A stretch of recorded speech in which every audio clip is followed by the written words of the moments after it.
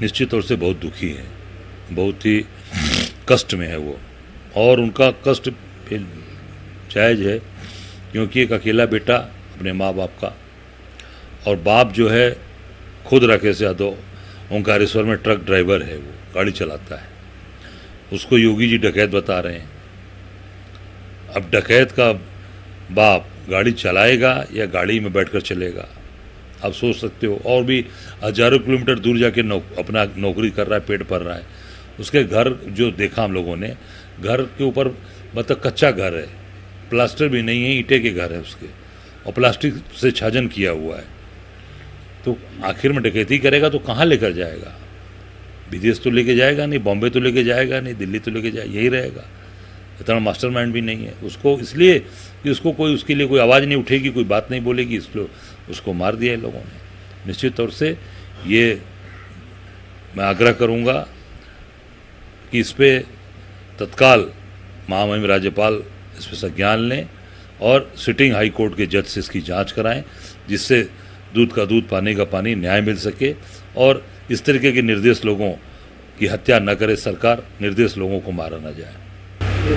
मामले को लेकर लगातार अभ्यर्थी प्रदर्शन कर रहे हैं। आज भी डिप्टी सीएम केशव प्रसाद मौर्य के आवास पे लोग बैठ के प्रदर्शन कर रहे हैं। वहीं हाईकोर्ट के फैसले पर सुप्रीम कोर्ट ने रोक लगा दी है। अगली सुनवाई 23 सितंबर को है। सरकार से भी जवाब मांगा है इसका। देखिए, माननीय उच्च न्यायालय के आदेश का अनुपालन सरकार को कराना चाहिए था। सरकार ने जानबूझकर विलंब किया कि ये प्रकरण आगे सुप्रीम कोर्ट में जाए, जिससे कि जो बेचारे अभ्यर्थी हैं 69,000 जो दिन रात परेशान हैं, उनको इसमें उनको दिक्कत का सामना करना पड़े और परेशान हो। ये जानबूझ के सरकार ने परेशान करने के लिए ये सारी चीज़ें रची हैं। मैं निश्चित तौर से बच्चों से कहूँगा घबराने की जरूरत नहीं है, डट के लोग खड़े रहे। और ये सरकार शुरू से केवल परेशान करने की नीयत से ही ये चीज़ें कर रही है। और जो आज उन्होंने डिप्टी सीएम का घर घेरा है, अपनी मांग शुरू से ये कर रहे हैं, पर उस पर कोई इन लोगों को सही आश्वासन ये सरकार नहीं दे रही है। ये केवल नौकरी के नाम पे लोगों को भ्रमित कर रही है, परेशान कर रही है। नौकरी कुछ नहीं दिया, कुछ भी नहीं, केवल परेशान किया जा रहा है। मैं समझता हूँ कि ये तत्काल ये इस पर इनका समायोजन होना चाहिए, इनकी सुनवाई होनी चाहिए। सर, क्या लगता है मंत्री जी से भी हुई, उसके बाद अन्य अधिकारियों से भी इनकी मुलाकात हुई, लगातार आश्वासन दिया जा रहा है, फिर भी इनकी समस्याएं हल नहीं हो रही हैं कि आखिर क्या कुछ कारण? देखिए, सरकार की मंशा ठीक नहीं है। सरकार की मंशा ठीक होती तो जब इनका चयन हुआ था, चयन में ही पार्शियलिटी न होती, चाहे वो पिछड़े वर्ग के लोग हों, सामान्य वर्ग के लोग हों, सबका समायोजन ये करते। ये जानबूझ के इन्होंने इस तरह की चीज़ें की हैं और मैं समझता हूँ कि अपने बनाए हुए जाल में फंस गए हैं। तो अब इनकी स्थिति खराब हो चुकी है। अब ये इसको केवल टालने की चीज़ों को बना रहे हैं कि टाला जाए इसको। मैं समझता हूँ कि तत्काल इनको समायोजन करना चाहिए और इनको नौकरी देनी चाहिए। एक सिलेंडर से टकरा के जांच में कुछ संदिग्ध वस्तुएं भी पाई गई हैं, कैसे देखते हैं? क्योंकि सर, देश में लगातार ट्रेन हादसे भी देखे जा रहे हैं। देखिए, ऐसा है कि रेल मंत्री जो है वो रील मंत्री बन गए हैं, केवल रील बनाते हैं। रेल मंत्री का काम तो हो नहीं रहा है।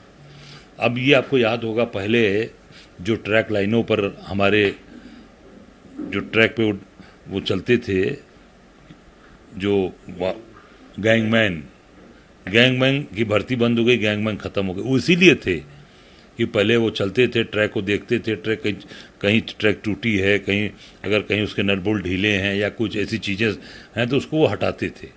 बंद कर दिया गया। तो अब निश्चित तौर से चीज़ें गंदा खराब हो रही हैं और केवल संदिग्ध बता रहे हैं। संदिग्ध तो कार्रवाई कौन करेगा?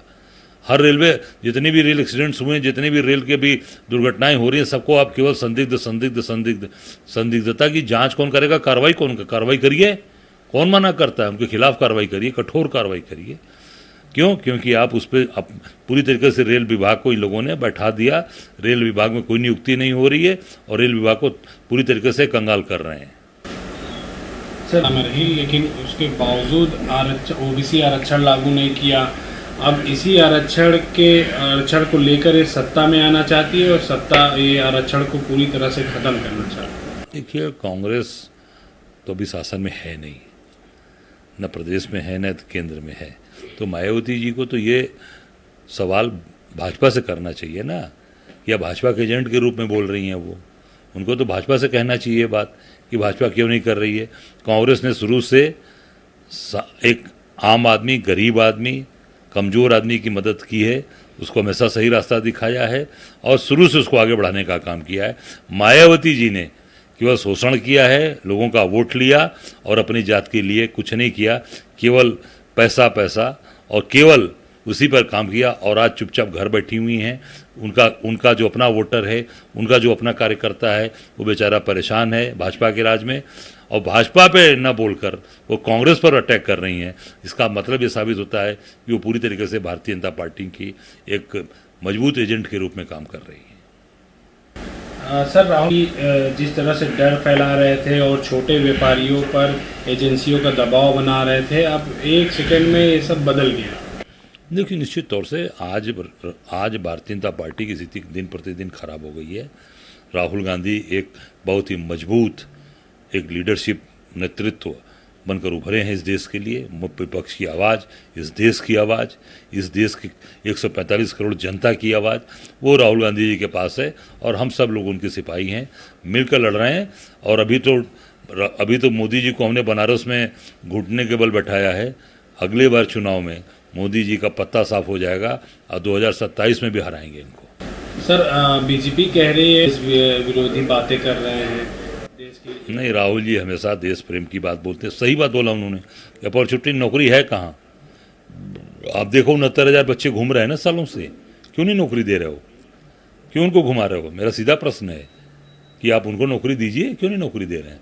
इसका सीधे राहुल जी ने सही बात बोली कि कोई नौकरी नहीं है, कहीं काम नहीं है। जो सही बात उन्होंने बोला, चाहे चीन के बारे में बोला, चाहे जिसके बारे में, अपना वो काम दे रहे हैं, अपने लोगों को काम दे रहे हैं।